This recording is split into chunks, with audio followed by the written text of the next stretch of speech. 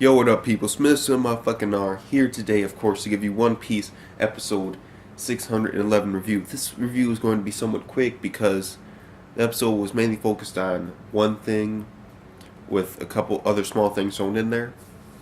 Let's deal with the first small things. Number one, Zoro's about to fight who? Monette.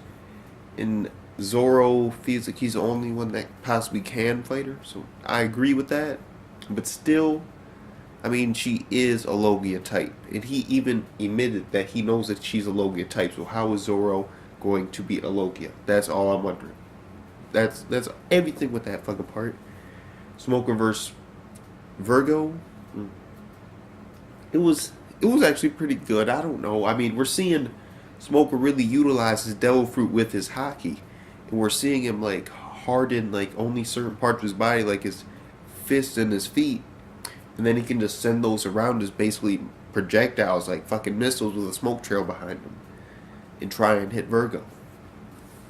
He was doing some crazy ass shit. He was fucking just dissipating, and at one point like it looked like his arms were actually over here.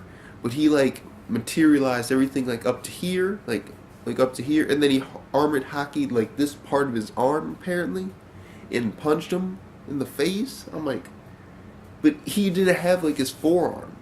It looked like that anyway, because it wouldn't really make sense how he immediately, even though his arm is over here and we can see the armored hockey fucking hand go past Virgo, then he like forms another one. I have to assume that maybe that was just, you know, right about here. Gotta do it.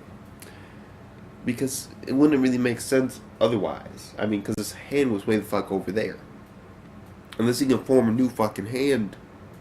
But then that would be weird, because, I mean, the hand, like, literally went right past him. And then he dissipated. Like, he fucking, he didn't dissipate, he took form, and then fucking, yeah.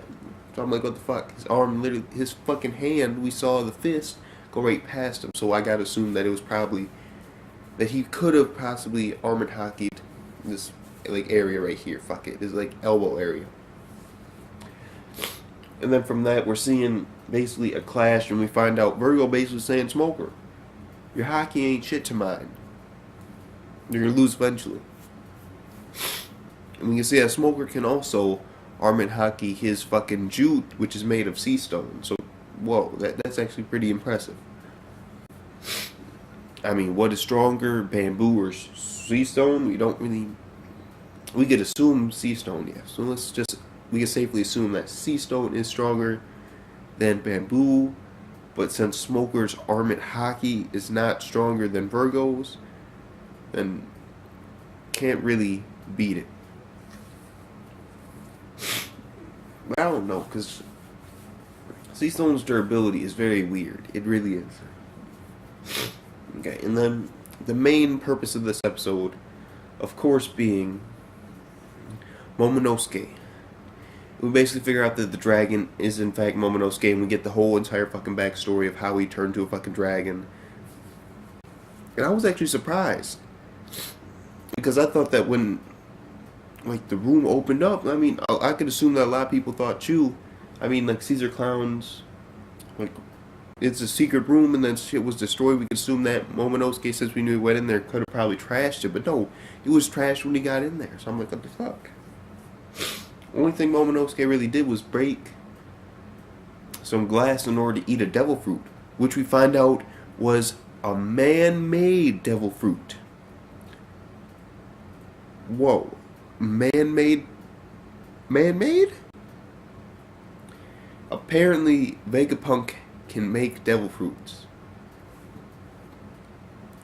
And that's going to tie in a little bit later to something very important. But besides that, Momonosuke scored. It was mad funny, bro.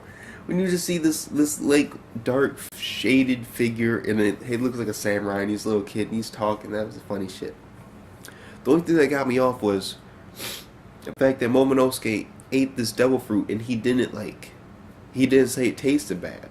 I mean, that's like, I mean, I know it's kind of the thing, but I mean, that's like the gag with the fucking devil fruit. If you taste it, it's like the worst tasting thing ever. And Momonosuke just fucking ate it. Like, yeah, he had the crippling pain afterwards, but that was him transforming. So, and we need to learn more about these supposed man-made human, like man-made devil fruits that apparently Vegapunk can now make. So that will be pretty interesting to know. And then basically Momonosuke, he loses it in like some hallucination, and then he starts flying up, and Luffy gets on his back, and the entire time Luffy's getting more pissed off. So since Luffy's pissed off now, he'll most likely wreck the shit out of Caesar and Clown next time he meets him. Who knows? Who knows? That being said, I'll give this episode, because it gave us what we really wanted. We wanted to see. Well, we didn't really want. It was just a more balanced episode that didn't show like little pieces here, here. It had a main focus of Momonosuke getting his backstory, and then showed the continuating fight between Virgo and Smoker, and also the potential starting of a fight between Monet and Zoro. It also showed. Well, that's not true, because it did also show a lot of other things. Like, it did show Sanji and what he's doing, so, fuck, I can't really say that it really focused on it, because it did also show everything else. But it did do it to, like, an even sort of scale. And, of course, Brook going motherfucking ghost mode, going through shit. You know, see fucking... I don't know why, but fucking Brook's body, when when his soul leaves, is just so in, like, a funny, awkward position. It's just, like, so weird. And when you saw... oh my god. When you saw... oh my god. When he's just fucking carrying a Brook on his shoulder, and he's just like this face.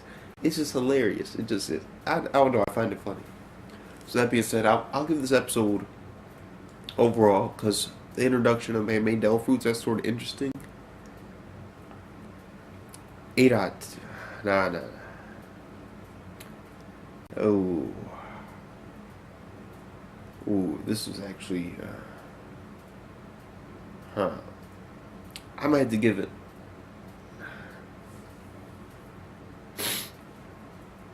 Nah, fuck it. 8 out of fucking 10, yeah. It was a solid, good episode. I actually really enjoyed it. I mean, it did have its filler moments, but it also gave us his entire backstory, and I actually like that. They didn't just show little clippets here and there. They basically gave the entire thing to an extent. So I really enjoyed that. So Smith's and motherfucking R. See you guys next motherfucking time. Peace out.